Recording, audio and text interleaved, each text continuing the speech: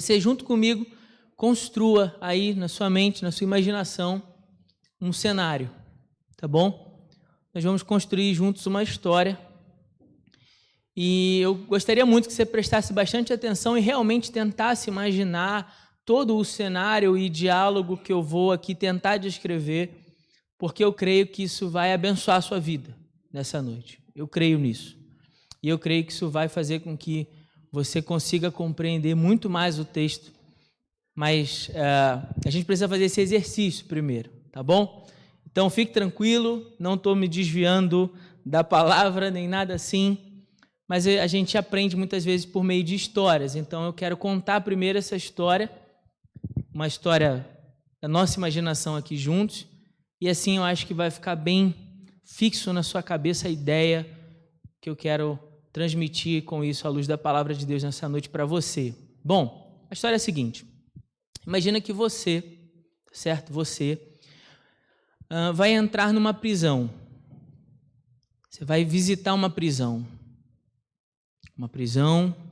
E você entra ali, passa pela porta, o guarda deixa você passar, e você entra naquela prisão, e aí um guarda te acompanha, né, na sua visita nessa prisão, e ele então vai levar você para dar um passeio pelos corredores dessa prisão.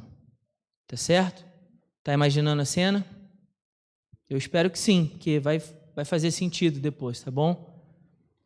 Então você está passeando, só que chega no momento da prisão, onde há um corredor assim comprido, um corredor bem comprido. E aí nesse corredor comprido, ele tem uma luz, tem pouca luz, né, bem no centro do corredor.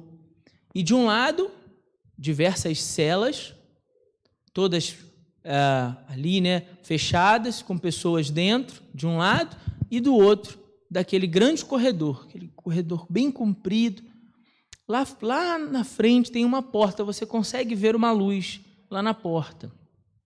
Mas é um corredor bem comprido, tão comprido, que o guarda pega você e fala assim, bom, você quer conhecer aqui, eu vou levar você então para você conhecer um pouco mais essa prisão. Então vocês começam a andar ali pela prisão e você vai reparando que nas celas, as celas também são compridas assim, elas são estreitas e compridas. Então, lá no fundo da cela é escuro. E você começa a perceber que ao invés dos presos estarem perto da grade para verem a luz do corredor e aproveitarem da luz do corredor, eles preferem sempre ficar para o fundo da cela. Está conseguindo imaginar? Vamos juntos. Acompanha aqui. E você começa a perceber isso. E você vai andando pelaquele corredor comprido da prisão e vai olhando que os presos estão sempre lá no fundo.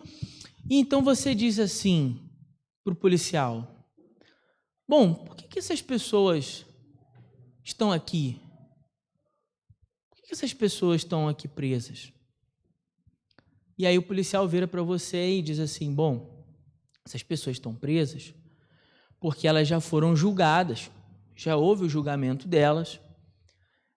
Nesse julgamento, o juiz declarou já a sentença e elas foram condenadas à morte.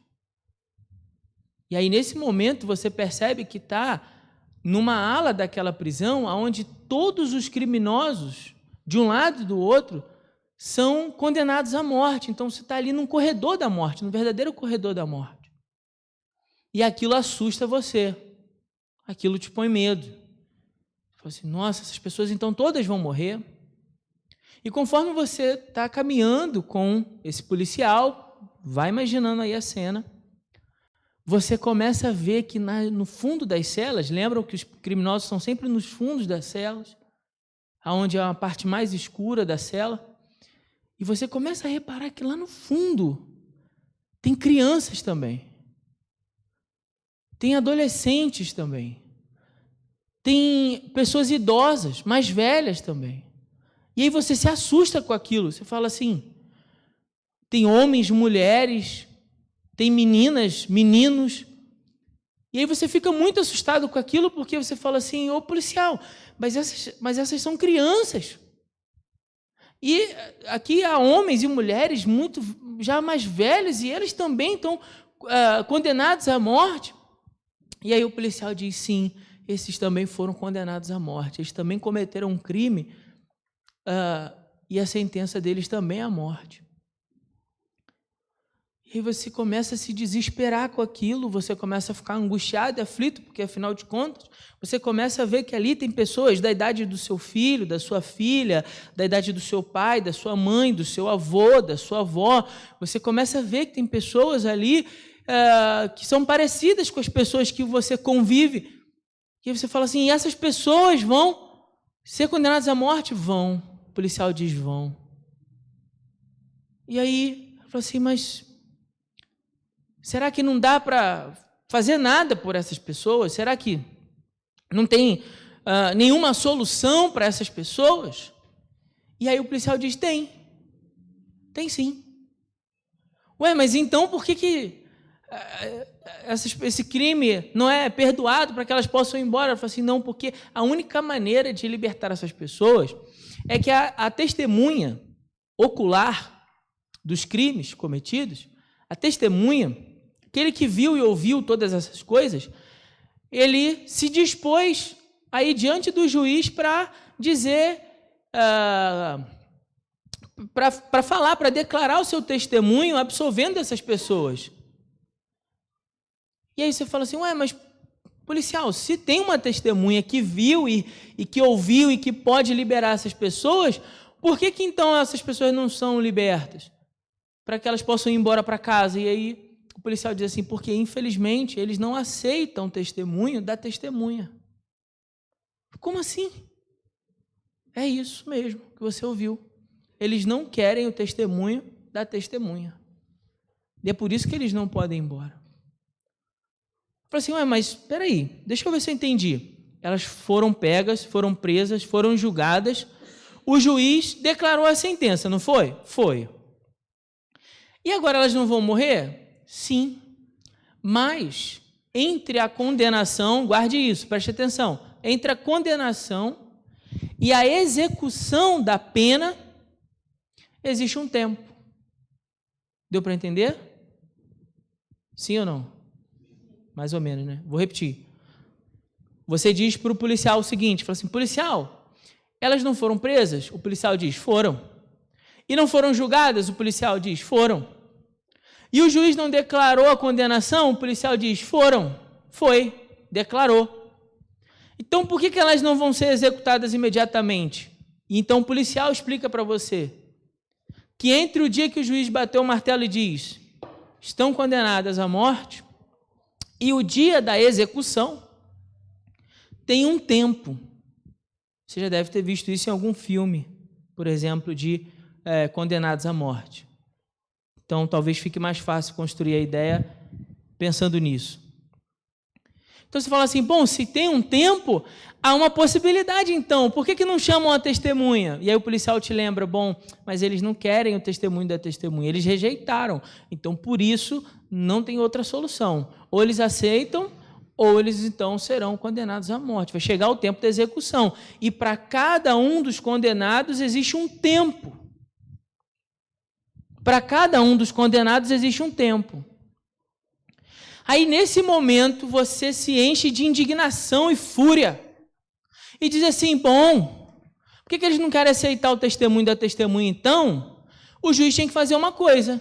Tinha que escolher uns 5 ou 6 aqui, entre esses criminosos, entre esses presos, e manda logo executar. E o policial diz assim, mas por quê? Bom, porque se o juiz executar a sentença, uns 5 ou 6 aqui, vai servir como exemplo para os demais, então, entenderem e aceitarem o testemunho da testemunha. E aí o policial dá um sorriso para você e diz assim, bom, mas isso não é possível. Mas por que não? Assim, por 2 motivos. O primeiro, cada um deles tem um tempo determinado para a execução da sua pena. E o juiz sabe exatamente qual é o tempo de cada um. Segundo, é que você acha que o problema é intelectual. Então, se nós executarmos 5 ou 6, eles intelectualmente vão compreender que precisam do testemunho da testemunha. Mas o problema não é esse. O problema não é intelectual. Eles entendem isso. O problema é que eles estão corrompidos moralmente, espiritualmente. Então, por isso, eles não aceitam o testemunho da testemunha. Não se trata de capacidade intelectual. Se trata de depravação moral. Eles não querem. Eles rejeitam. E aí você vira para o policial e diz assim, mas será que eles não percebem que essa é uma questão de vida ou morte? E aí a gente termina essa história. E essa é a palavra. Será que eles não percebem que essa é uma questão de vida ou morte? Bom, eu gostaria que você abrisse sua Bíblia. Você trouxe sua Bíblia? Agora sim vamos ler o texto e acredito que vai ficar mais claro. João, capítulo 3. João, capítulo 3.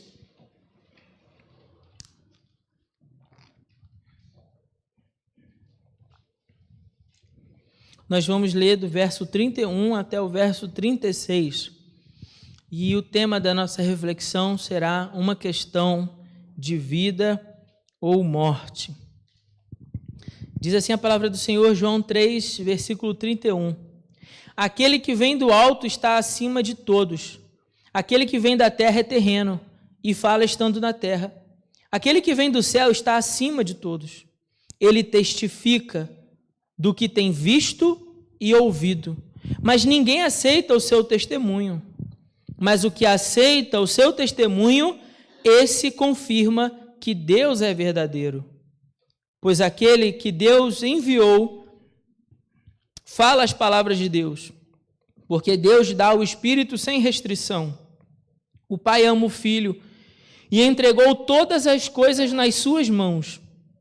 Quem crê no Filho tem a vida eterna.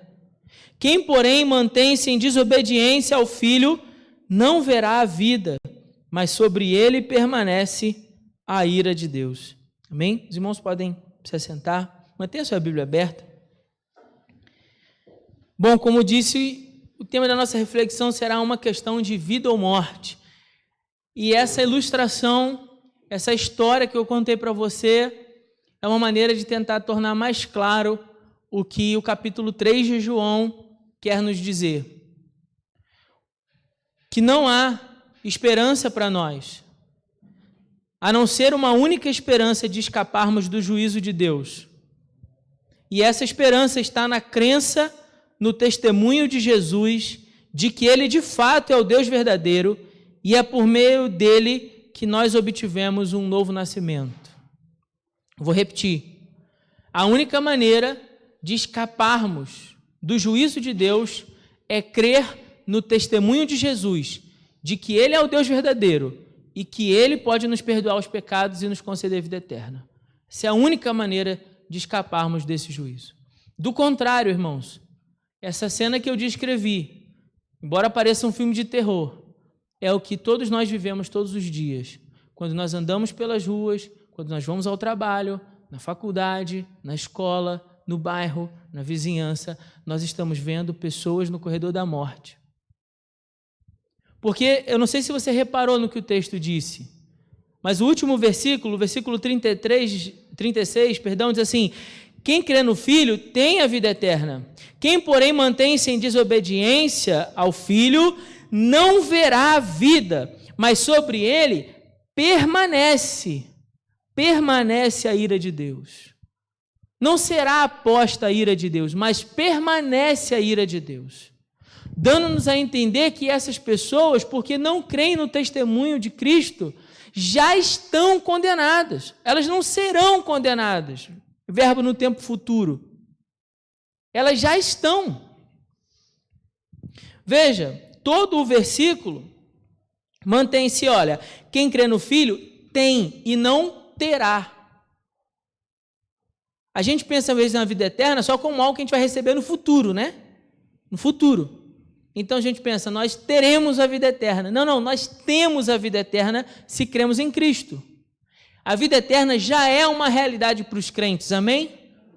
Ela já é uma realidade para nós. Nós já recebemos dessa vida de Deus. E ela é eterna, e prova-se que ela é eterna, porque no dia em que nós morrermos, cremos através da palavra de Deus, testemunhamos sobre isso, de que a morte não vai interromper ela vai perpetuar, ela vai continuar na eternidade. Então ela vai continuar, mas nós já recebemos essa vida eterna. Mas outra verdade também que o texto traz é que nós não só que cremos no Filho temos a vida eterna, como aqueles que não creem no Filho permanecem sobre a ira de Deus. Sobre a ira de Deus. Então é como se de fato nós estivéssemos num grande corredor chamado vida, onde inúmeras pessoas no meio desse corredor estão presas. E elas estão condenadas à morte. O juiz, o justo juiz, ele já declarou a sentença. Percebe, irmãos? Os ímpios, eles não serão condenados. Os ímpios já estão condenados. Se você não crê em Cristo, se você não entregou de fato a sua vida para Cristo, você não será condenado, você já está condenado. É só uma questão do tempo da execução da pena. É só isso. É o tempo que você está aguardando para a execução da pena. E aí alguém vai dizer assim, mas pastor, então por que o juiz não executa logo a sentença? Simples. Porque o juiz é compassivo e misericordioso. Ele é tardio em irar-se.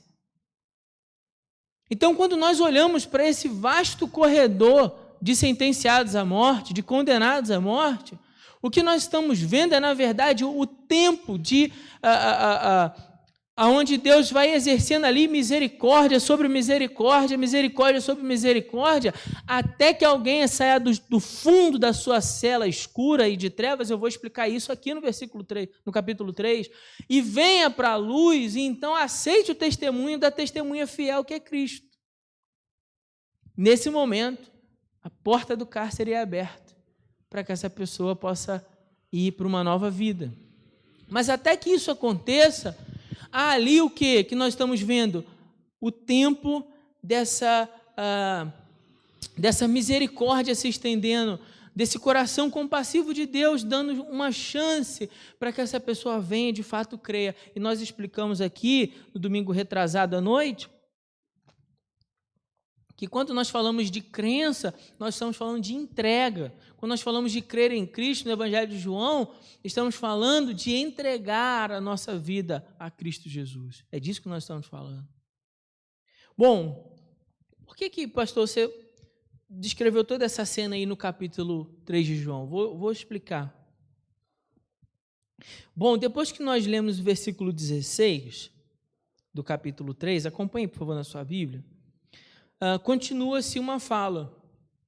Alguns comentaristas vão dizer que essa fala não foi necessariamente de Jesus para Nicodemos, mas foi uma fala do próprio João, em que o diálogo teria terminado no versículo 15 ou 16, e a partir do 17 o próprio João, que escreveu o Evangelho, teria continuado falando. Então ele escreve: pois Deus enviou o seu Filho ao mundo, não para que julgasse o mundo, mas para que o mundo fosse salvo por meio dele. Quem nele crê não é condenado, mas quem não crê, diga para mim, o que está escrito na sua Bíblia? Já está condenado, percebe? Já está. Já houve julgamento, o juiz já bateu o martelo, a sentença já foi declarada, e a pena é a morte. Já está condenado. E por que já está condenado? Porque não crê no nome do Filho unigênito de Deus. E o julgamento é este, aí perceba, a luz veio ao mundo, e os homens amaram as trevas em lugar da luz, pois as suas obras eram más, porque todo aquele que pratica o mal odeia a luz e não vem para a luz, para que as suas obras não sejam expostas. Mas quem pratica a verdade vem para a luz, a fim de que se manifeste que suas obras são feitas em Deus. Se nós pensarmos que essa fala de João permanece lá no diálogo com Nicodemos, então, de fato, Nicodemos saiu do escuro, que procurou Jesus à noite, e alcançou a luz, porque em João capítulo 19 vai dizer que ele estava lá quando Jesus foi sepultado, e que inclusive ele pegou um óleo, umas preparações muito caras para poder usar no corpo de Jesus, e fez questão, junto com José de Arimateia, que Jesus fosse sepultado num lugar especial. Então ali nós percebemos que em algum momento Nicodemos também creu em Cristo, entendeu que o seu testemunho era verdadeiro, que ele de fato era quem dizia ser o Filho de Deus. Mas quantos ainda vivem no escuro? Então o capítulo inicia com o diálogo de Jesus e Nicodemos, onde Jesus apresenta para Nicodemos a necessidade de um novo nascimento, mas depois ele fala dessa relação entre a luz e as trevas. E por que os pecadores não se aproximam da luz? Por que eles não se aproximam da luz? Por que eu disse eles estão sempre no fundo, lá da cela, no escuro, e não vêm para o corredor ali onde há a luz? É simples, porque eles amam as trevas. Não é uma questão intelectual, não é que eles não consigam compreender, é porque eles estão corrompidos moralmente, estão corrompidos espiritualmente. Não há neles o desejo de prosseguir com seus atos, há neles o desejo de prosseguirem com seus atos de perversidade. Então, por eles, continuavam na cadeia, cometendo as mesmas coisas, os mesmos crimes. Não há neles o desejo. Às vezes nós temos a ideia equivocada na teologia de achar que as pessoas gostariam de ser salvas. Não, elas não gostariam de ser salvas. Por quê, pastor? Porque elas amam as trevas. Porque a tendência do ser humano, pela sua natureza pecadora, é sempre dar prosseguimento ao pecado. E é por isso que a testemunha, que é Cristo Jesus, está nos chamando para a luz. É por isso que o texto fala ali, olha, aquele que pratica a verdade vem para a luz, a fim de que se manifeste que as suas obras são feitas por Deus, em Deus. E aí, depois desse texto, entra-se o testemunho de João, que vai lá do 22 até o versículo 30. Na verdade, todo o versículo que nós lemos, a seção que nós lemos, também é o testemunho de João ali, mas o que eu quero frisar aqui, e essa ideia construída no Evangelho é muito forte, né? A ideia do testemunho é um dos termos mais usados no Evangelho de João. Então, vai aqui uma curiosidade que vale a pena perceber. A palavra testemunho, o termo no grego usado para testemunho, aparece no Evangelho de João 47 vezes. 47 vezes. Nós temos 21 capítulos em João. Se aparece 47 vezes, você vai pensar comigo, bom, tem alguma coisa ali, né? Eu ensinei isso aqui de manhã. Você sempre atentar para, se está repetindo muito alguma coisa, o que a palavra está querendo me ensinar com isso? E o próprio João vai falar para nós que é importante a questão de reconhecermos e crermos no testemunho de Jesus. Essa é a ideia da fala de João, é a grande ideia da fala de João. Quando João descreve esse cenário ali de um possível conflito, e ele diz, olha, eu sou apenas um amigo do noivo, eu estou muito feliz de que o noivo está presente com a sua amada, eu estou muito feliz com isso. Tentaram, né, ver se acontecia uma intriga, mas João tem um espírito humilde, ele fala, olha, importa que ele cresça e que eu diminua. Ele é que tem que aparecer, eu tenho que me apagar aqui. E aí depois ele fala sobre o que realmente importa é que eu e você venhamos a crer no testemunho de Cristo. E por que isso? Por quê? O coração, eu já disse para você, porque se nós não crermos no testemunho de Cristo, de que Ele é o Deus verdadeiro, de que Ele é capaz de nos perdoar os pecados e nos conceder a vida eterna, se não crermos nisso, então o versículo 18 e o 36 tem uma relação profunda para dizer, nós já estamos condenados. Você junta o que disse no 18 com o versículo 36 e diz assim, olha, se você não crer, você vai para o inferno. É isso.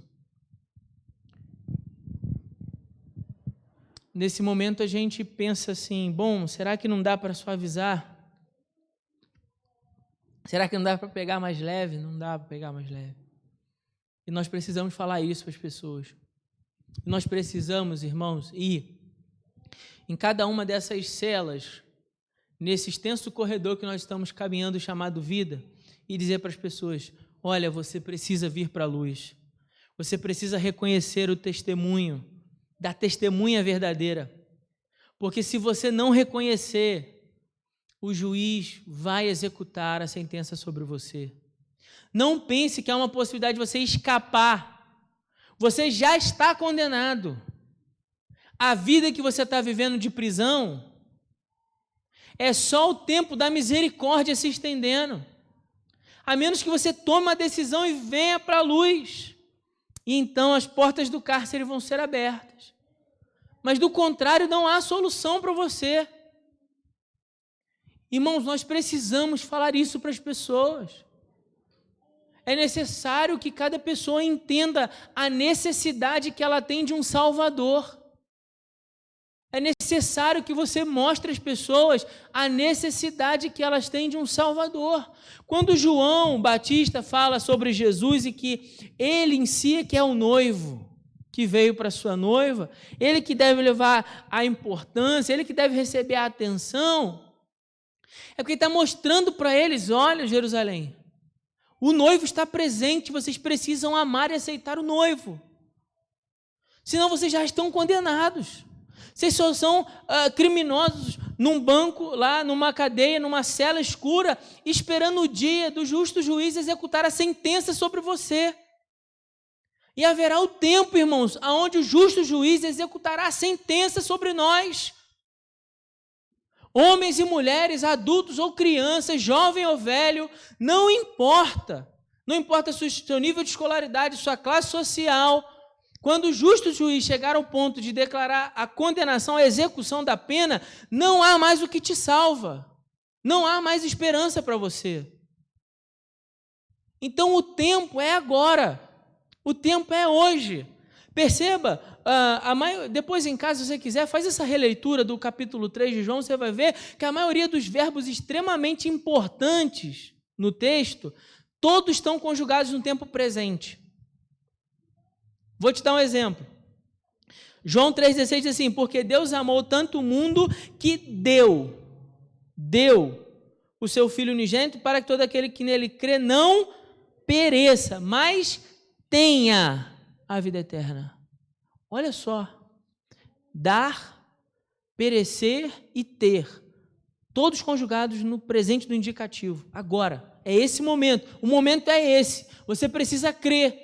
O momento é esse, para que você não pereça. O momento é agora, sua chance é agora. Essa é sua oportunidade. Aí alguém vai dizer: mas por que eu devo acreditar no testemunho de Jesus? Bom, vou apresentar algumas razões, se isso realmente for necessário. Primeiro, porque ele veio do céu, diz o versículo 31. O versículo 31 fala: aquele que vem do alto está acima de todos. Aquele que vem da terra é terreno e fala estando na terra, mas aquele que vem do céu está acima de todos. Não apenas foi chamado do céu, Jesus não foi apenas chamado do céu. Ou seja um profeta que recebeu o poder do céu, mas ele veio do céu. Olha o que a Bíblia está dizendo. Jesus não foi chamado do céu e não recebeu o poder do céu, ele veio do céu. E essa era uma declaração muito difícil para os judeus aceitarem. Por isso que em João 6, 38 ao 42, a gente vai ver esse problema. Por que eles têm dificuldade de aceitar isso? Porque aceitar dizer que Jesus veio do céu é aceitar dizer que Jesus é Deus. Jesus é Deus. Então eles não querem isso. Mas você deveria aceitar porque ele veio do céu. Ele representa o Pai e o seu testemunho é verdadeiro. Então, se nós rejeitamos o testemunho de Jesus, se as pessoas rejeitam o testemunho de Jesus, você precisa fazer com que elas entendam isso, elas estão rejeitando, na verdade, o próprio Deus. Porque Jesus veio dar testemunho do que viu e ouviu do seu Pai. Então, quando alguém rejeita a mensagem do Evangelho, essa pessoa está rejeitando a Deus. Vamos fazer um parênteses aqui com o que a gente falou de manhã sobre falar toda a gente. Vamos imaginar que você está falando com uma pessoa sobre Jesus. E enquanto a conversa estava sobre Deus, estava tudo bem. É mais ou menos assim, né? Está falando sobre Deus, está tudo certo. Aceita tudo, a conversa é bacana, não é realmente Deus, tem que buscar Deus. Não. Quando você fala de Jesus, a conversa muda de tom. Você já não quer mais, não, já vem com esse assunto. Fala assim, olha, eu percebo a sua reação, mas eu preciso te dizer uma coisa. Rejeitar o testemunho de Jesus é rejeitar o próprio Deus. Então, se você se agrada da ideia de Deus, você precisa se agradar do testemunho de Jesus. Porque a Bíblia fala que Ele é o que veio do céu para dar testemunho do que viu e ouviu. Se você nega esse testemunho, você está rejeitando o próprio Deus. Mas um outro argumento é um testemunho de primeira mão. Versículo 32 e 33 vai dizer o seguinte: ele testifica do que tem visto e ouvido, mas ninguém aceita o seu testemunho. Primeira parte do versículo diz assim: ele testifica do que tem visto e ouvido. Então ele é uma testemunha ali ocular. Ele não ouviu falar, ele viu. Não foi alguém que disse para ele, ele mesmo ouviu de seu pai. Por isso, o seu testemunho é de primeira mão. Mas olha que interessante também, porque o texto diz, mas ninguém aceita o seu testemunho. Veja, nos parece extremamente insano. Para você que já aceitou a Cristo, a ideia que eu construí na história inicial, dizendo que as pessoas condenadas não querem aceitar o testemunho da testemunha. Parece insano, não é? Mas foi por isso que Jesus chorou. Quando ele olhou para Jerusalém e viu que eles eram como ovelhas sem pastor. Porque Jesus viu que eles não queriam aceitar o seu testemunho. O que João Batista está dizendo é o que ele viu. Ele viu as pessoas rejeitando a Jesus. Ele teve a oportunidade, como contemporâneo, de ver que as pessoas não deram crédito. Bom, deveríamos aceitar o testemunho porque o Pai autorizou Jesus. O Pai foi quem autorizou Jesus. Verso 34 e 35 vai dizer: pois aquele que Deus enviou fala as palavras de Deus, porque Deus dá o Espírito sem restrição. O Pai ama o Filho e entregou todas as coisas. Jesus foi enviado por Deus e Deus lhe deu a palavra. Deus lhe deu o Espírito Santo. Então a palavra de Deus estava sobre Jesus, o Espírito Santo de Deus estava sobre Jesus. E a Jesus, Deus entregou todas as coisas. Todas as coisas. Então, rejeitar um testemunho do Filho é o mesmo que se rebelar contra a autoridade do Pai. Se o Pai derramou sua palavra, deu a sua palavra para Jesus, derramou o seu Espírito Santo sobre Jesus, confiando a Jesus a autoridade, tá certo? Para anunciar, e entregou todas as coisas, isso inclui a mim e a você, é bom sempre lembrar, tá certo? O Pai, eu vou repetir, entregou todas as coisas nas suas mãos. O Pai ama o Filho e entregou todas as coisas nas suas mãos. Estou lendo o versículo 35, e é bom que você entenda que quando eu leio o versículo 35, eu estou falando de você, amém? Estou falando de mim. O Pai entregou todas as coisas. Significa que a minha vida, a sua vida, está nas mãos de Deus. Está nas mãos de Jesus. Pertence a Jesus. Só que ele diz assim, a palavra estava sobre Jesus, o Espírito estava sobre Jesus, mas rejeitam o seu testemunho. Então, se o Pai deu autoridade sobre Jesus e nós rejeitamos a Cristo, nos rebelamos contra Deus. Por isso que Deus, sendo justo, Ele não pode tomar outra atitude que não seja nos condenar. Deu para entender? Veja só, a autoridade que Deus estabeleceu é Cristo. Então Deus dá a palavra a Cristo, derrama sobre Cristo a plenitude do seu Espírito. Cristo vem e anuncia a sua palavra. A palavra de quem? De Deus. Se nós rejeitamos, nós estamos em rebeldia contra quem enviou. Vou construir um outro cenário para te ajudar a entender isso. E até para você usar quando você for falar a toda a gente. Pense na figura do embaixador. O embaixador não representa ele, pessoa física. O embaixador de uma nação, por exemplo, do Brasil, vai representar lá fora os interesses do governo brasileiro, não é assim? Então o embaixador vai para outro país e lá ele representa os interesses do governo do país que o enviou, nesse caso o Brasil. Se lá acontece qualquer coisa contra a vida do embaixador, o que nós entendemos? Que aquele ato contra a vida do embaixador foi contra quem? Contra quem? A nação. A nação que enviou. Então, um ato contra o embaixador, que é o representante, é, na verdade, uma declaração de guerra. Atentar contra a vida do embaixador é uma declaração de guerra. Porque o governo que o enviou agora vai tomar as medidas necessárias, né, para resolver a questão. Então, veja, quando Deus envia Cristo, trazendo a sua palavra, e os homens o matam, eles estão declarando guerra contra quem? Contra Deus. Por isso, o justo juiz não tem outra medida a não ser condenar todos eles à morte. É por isso que em Mateus 24 você lê lá que ele dá ordem aos anjos e vem o seu filho nos ares, e ali há a descrição de quando Deus trouxer juízo sobre todas as coisas, quando a execução da pena final vier. Se você ainda não leu, em casa, né, fica o para casa, Mateus 24. Mas com isso a gente entende a questão da representatividade do embaixador. E aqui também o porquê da rebelião e porquê de lutarmos contra Cristo e o seu testemunho é, na verdade, um ato de guerra contra Deus. E por isso que Deus, então, é tão terrível na sua sentença condenatória. Por isso que a sentença é tão pesada. Por isso que a gente pensa, poxa, mas mandar ao inferno, essas pessoas vão sofrer por toda a eternidade. Isso é muito pesado. Sim, mas você precisa lembrar que a oferta oferecida é igualmente grande.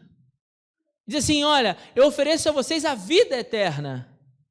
Bom, você não quer a vida eterna? Do outro lado, há a morte eterna. Ambas igualmente eternas. O autor de Deuteronômio diria, escolhe, pois, a vida para que vivas. Mas aqui é importante percebermos isso. Como há a oferta da vida eterna, a punição é a morte eterna. A punição é a morte eterna. Podemos escapar da ira de Deus? Sim, podemos. Como eu disse no início, o tema da nossa reflexão é uma questão de vida ou morte. Você já entendeu que ambas são eternas, mas há uma possibilidade de escapar dessa ira. E o verso 36 diz isso para nós. E essa é a única passagem do Evangelho e das epístolas de João em que nós encontramos a palavra ira.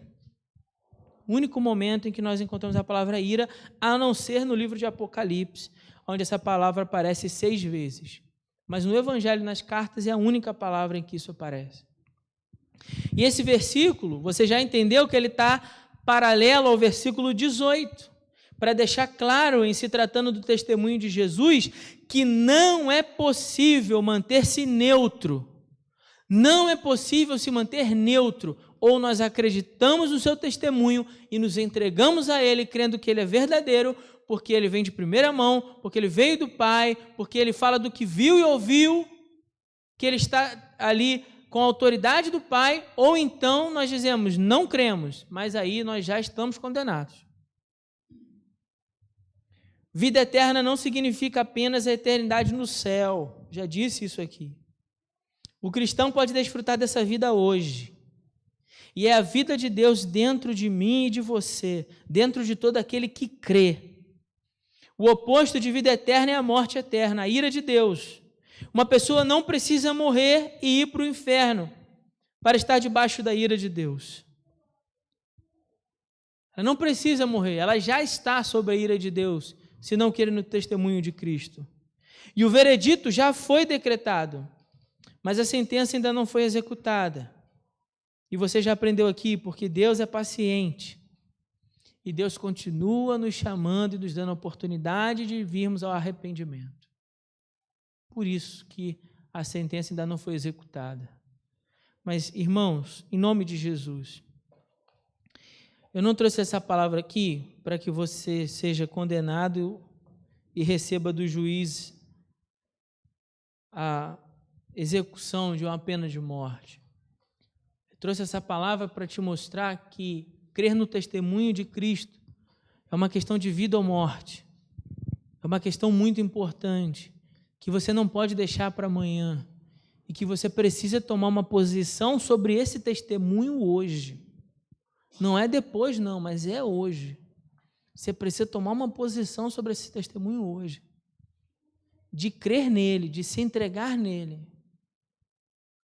Do contrário, irmão, infelizmente, eu preciso dizer para você que você é alguém que está só esperando o juiz decretar a execução da sua pena, mas você já está condenado. Não há o que possa te salvar dessa prisão, a não ser Cristo Jesus. Então, por isso, você precisa tomar uma decisão muito séria por Jesus. É uma questão de vida e morte. Só que a vida e a morte está na escolha. Você precisa escolher. E é importante para nós aqui também percebermos se você já tomou essa decisão. A seriedade do que eu disse aqui. O quanto isso é terrível perceber que as pessoas estão apenas aguardando o dia da execução. Então, por isso, você precisa dar testemunho de Jesus. Você precisa falar de Jesus para elas. Você precisa falar para o seu pai, para a sua mãe, seu marido, sua esposa. Você precisa falar de Jesus para elas. Para que aí sim elas possam então ser livres. Não perca tempo. Não perca tempo. Fale do versículo. Use lá o versículo 18. Faz essa analogia da prisão de um criminoso condenado à morte. Torne claro para que o pecador perceba a necessidade que ele tem de arrependimento. Não pense assim, mas eu vou ser muito duro. Antes que você seja duro, falando a verdade, mas para que essa pessoa seja livre e tenha vida eterna, do que você ficar floreando a mensagem e aquela pessoa seja condenada. E aquela pessoa vá para o inferno, porque você hesitou em falar para ela a verdade. Que ela não vai ser condenada se ela não aceitar Jesus. Ela já está. Ela só ainda não percebeu isso. E eles precisam perceber. Amém? Que Deus nos abençoe com a sua palavra. Vou convidar